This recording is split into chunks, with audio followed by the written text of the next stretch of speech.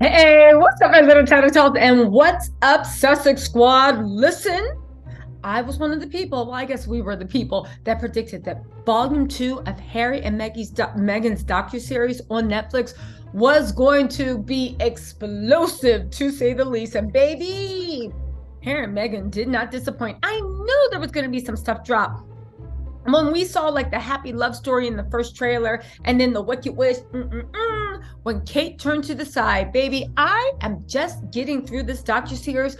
But when I say they took the gloves off, I'm not gonna lie, I knew this would be heavier, but I didn't know he was gonna come out with so many accusations. One, William is a snake. And baby, do you know when I think Harry left the royal family?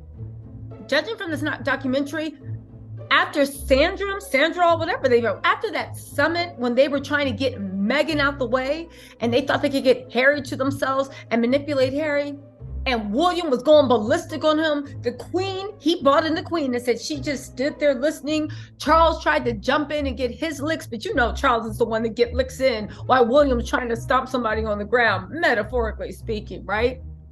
When all that was going on, and then he left, when all that was going on and he left, and they put out an article, a statement saying that Williams never bullied Harry and signed Harry's name, and then Harry had to call Meghan, who literally wanted to unalive herself, and she burst into tears. I said, baby, that's when they officially left the royal family. And that's the one thing they haven't gotten.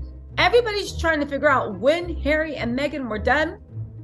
Harry and Meghan were done before we all knew it. And now they're dangling titles. And now every time they show up, they want to kick them when they're down. Baby, it's wasted. It's wasted. Okay, let's get into this because I know this. Listen, the things they let come out. Let's go over what we're going to cover. William is a snake. They are irreparably broken. He called William out by name, and so did Meghan. Your brother, William, the way he started using the same things Charles did. He also called out the Daily Mail for being responsible, or he feels they're responsible for Meghan's miscarriage. But if you read between the lines, and this is the ultimate betrayal, does he ultimately blame William, the palace, and everything else for Meghan's miscarriage? Because let's not forget, not only did they help and leak information to the Daily Mail to defeat Meghan for the first round of trial, but when she won and it was time to appeal, they took the gloves off, or at least dropped the mask, and gave Jason Knopf permission to go in there and testify against Meghan, even though he didn't have to. They gave him permission. Again, they fueled the tabloids. And let's not forget, when Meghan miscarried, they didn't have a word to say. No condolences, no anything. They just sat there in the back being quiet. It seemed like they were mocking her and laughing her, because around that time they started floating articles that who wanted a fourth kid? Who? Please. We all knew that was just to hurt Meghan, because Kate ain't getting a fourth kid unless she lay down next to a rose bush. Anyway, let's get into this mess. Where do we start? He literally broke down. Do y'all want me to review the episodes? Because there was a lot in there. Let's talk about the way William screamed and shouted at the Sandringham. He said, I sent an email to 3 most senior private secretaries saying, let's get together and have a meeting. Let's talk about this, because what was playing out in the public was crazy. The meeting was rejected. Now, the meeting was him, Meghan, and everybody else. Meghan says, after the announcement, I had to get back because Archie was in Canada. Harry said, it was only once Meghan had left and gone back to Canada that it was then arranged that there was going to be a meeting at Sandringham in the following Monday. This is the thing, and I will say, Harry chose incredibly well. And it's not even a complaint, but the only thing I will say I realized about Meghan in the interview, I always knew it, but it solidified. Meghan is incredibly intelligent. I mean, scary intelligent. She is intelligent. And that's why she's always playing 3D chess, and they're playing Connect 4 at the palace. And that's what really grates them, because she's smarter than all of them combined. Meghan sometimes has a need to say, Really? Did that happen? Meghan, you remember everything. You have a great memory, but fine. Meghan, maybe. But my issue is with Harry. Harry chose well. Harry chose very, very well. He's smart enough to see what he had in Meghan.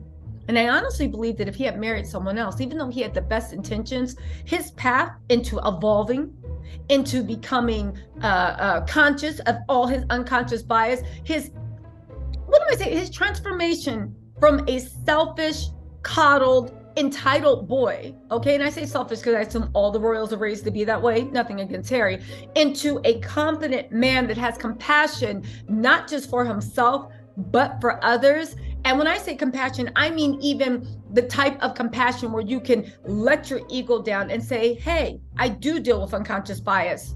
Yes, it started on the path of his mom, but Harry lost his way a little bit, and he found it again with Meghan. Harry chose so well with Meghan. But the thing is, and this is the saddest part about it, the royal family thinks so little of Harry that even when Harry went from a lost boy who was dealing with the grief of losing his mom into a man that found his purpose in his wife, his family, and in truth making a change in other people's lives. Okay, yes, they're rich. Yes, they want to profit. Yes, they do this. But I truly do believe with Harry and Meghan, especially Harry, your need for charitable endeavors with mental health, with this, with that, I truly believe it's because of the early pain he experienced. There is a passion behind it. It's not just smoke and mirrors, like, oh, what do I do? Show up? No. The way he wants to connect with people, make people be seen and heard. Meghan and them both had that thing, but it comes from a lot of things that they didn't experience in childhood. I say this to say it's authentic. It's real. It is a driving passion. These idiots, so you take what we all see from the outside, but these idiots at the palace, because one, a Black divorcee, older woman from America. What does she know about life? Get her out of here. Ew. Lower social caste. She was invisible to them. Meghan did say, oh, I was never treated like a Black woman until I went to London, because maybe Meghan's racially ambiguous. But the fact of the matter is,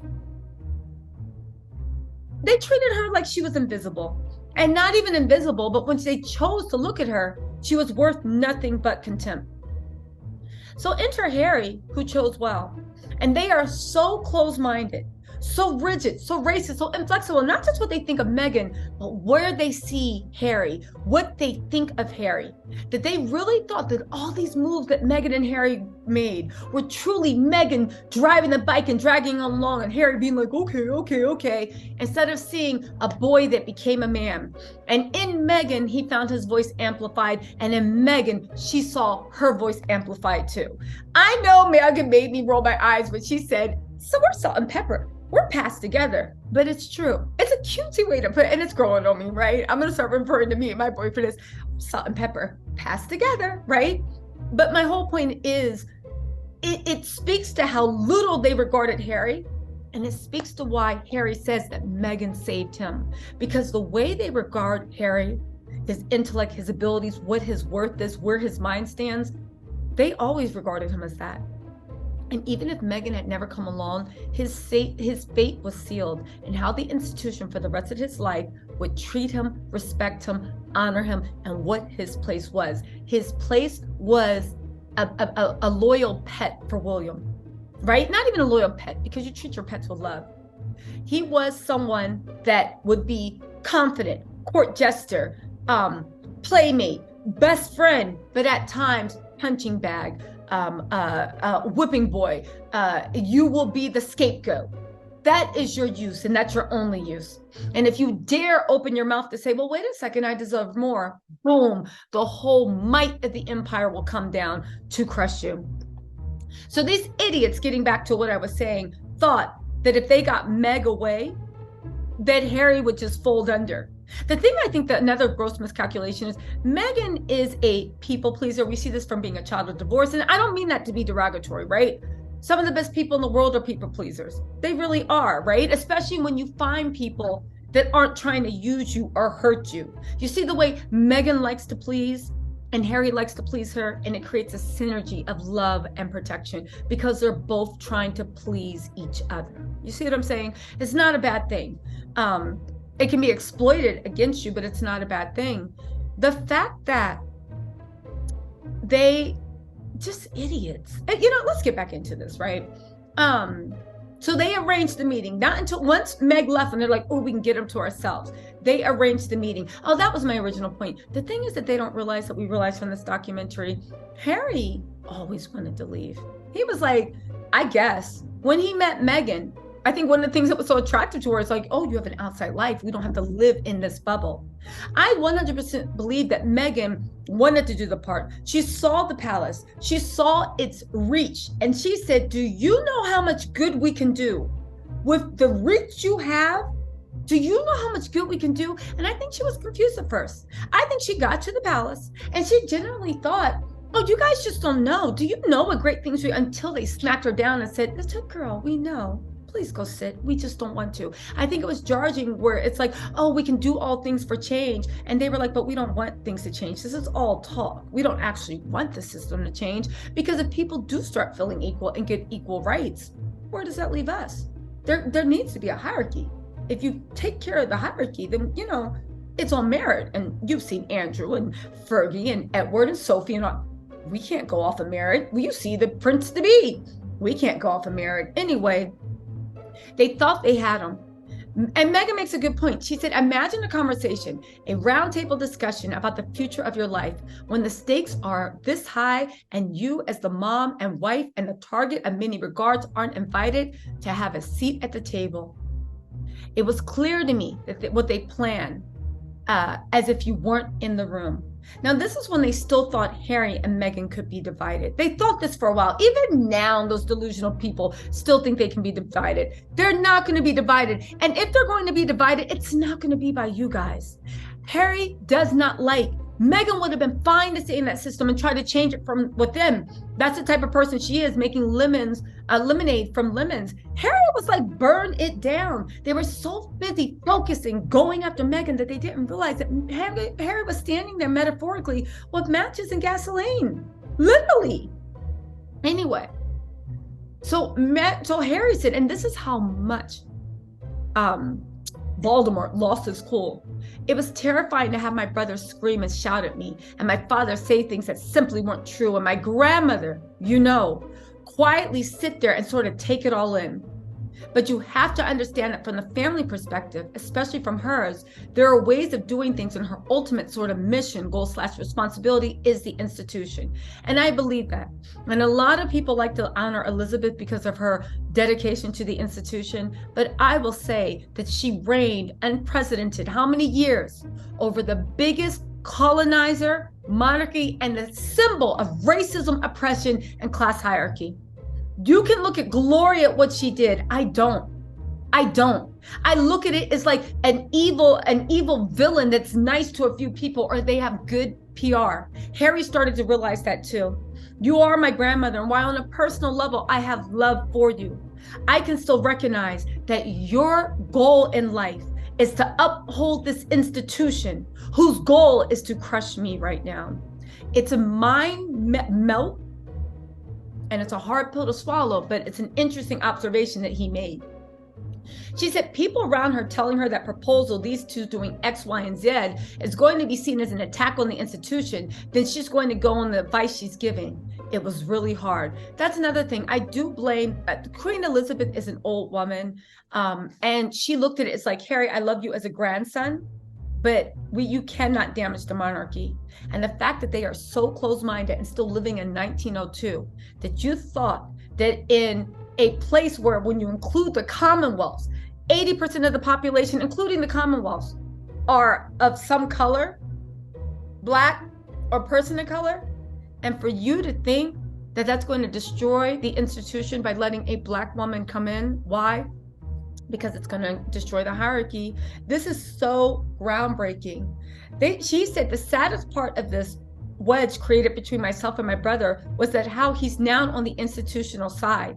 Part of that I get. I understand this inheritance. Harry basically said, baby, that's all he has. He don't got hair. He don't got a wife he likes touching. He doesn't even have freedom. He can't even walk across a log without 6 helpers helping him. Baby, that's all you have. So I understand. Take it and go. He said, but to some extent, it's already ingrained in him that part of his responsibility is survivability and the continuation of the institution. He even threw his mom's legacy under the bus. That day, the story came out that part of the reason why Meghan and I were leaving was because William had bullied us out, which is true. Once I got into the car after the meeting, I was told about a joint statement that had been put out in my name and my brother's name, squashing the story about him bullying us out of the family. No one had to ask me permission to put my name in the statement like that. I rang Em and I told her, and she burst into a flood of tears. Within 4 hours, they were happy to lie to protect my brother. And yet for 3 years, they were never willing to tell the truth to protect us. There was no other option at that point. I said, we need to get out of there.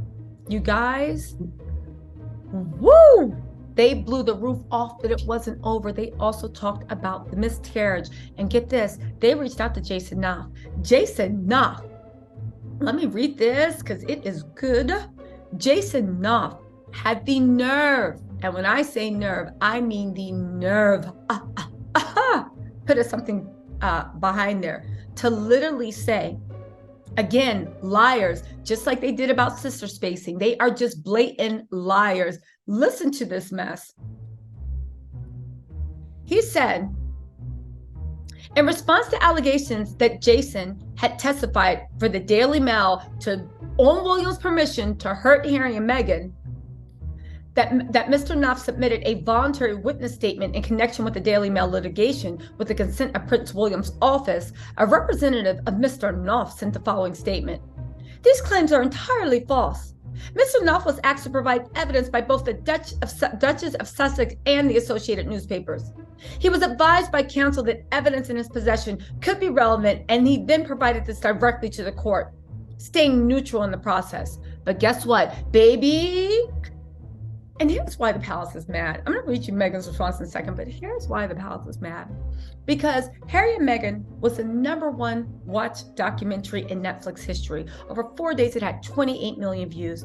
People watched series after series watch episode after episode after episode. Volume 2 is probably going to break even those records. William and Kate can't compete. Because here's the thing, which is so smart about Meghan. Meghan made a living archive. See, the British family thought that they own everything. I've even heard people say, the history books will reflect. But the thing is, sweetie, you guys aren't talking about the way the world's moved on. It's like before, when the only books people saw that reflected the weather, the reflected anything, right? The weather, what's happening, reflected the royal family, the royal record, were kept in the houses of nobles, where the monks, at the time there was a thing with the monks, the church, whatever, their record, everybody would have to go to those libraries because the record reflected. But then the printing press was invented. And then a lot of people, first it was rich, could print books in their own. The nouveau rich could print books and have records in their own. It created a new hall of recollection for society. And then the printing press became more affordable. And all of a sudden, everybody that could afford a printing press could get their word out. And the record reflected something else. But then the internet came along, and WordPress and blogs and Twitter and Instagram. The fact that the British public has not realized that the new record are the things that you can see and hear and feel. Yes, written word will always be important, but in the new halls of humanity and knowledge, and the record will reflect video footage and archive of what you went through, a definitive thing there are going to be college kids 20 years from now, and if they want to write their thesis paper about this, are going to use sound bites and clips from this, much more powerful than the written word. And the thing is, the monarchy needs to stay current. It needs to stay current to stay relevant. You need the youth. You need Harry and Meghan's generation and younger. William and Kate, Charles, Camilla, even the Queen, all of them are fighting a long battle that's already been decided. Let the record reflect. for the people you need to count. They are now by droves seeing Harry and Meghan's story.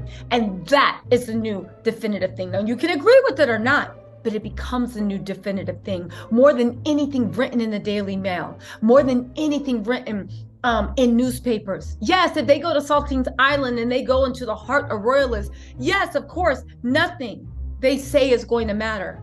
But again, little Britain is shrinking little by little each day, each increasing energy cost. Every day the pound goes down a penny.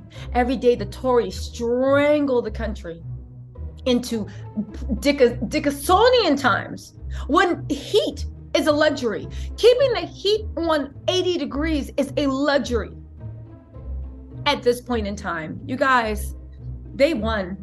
They won. And maybe maybe in the next year or two, they'll wake up.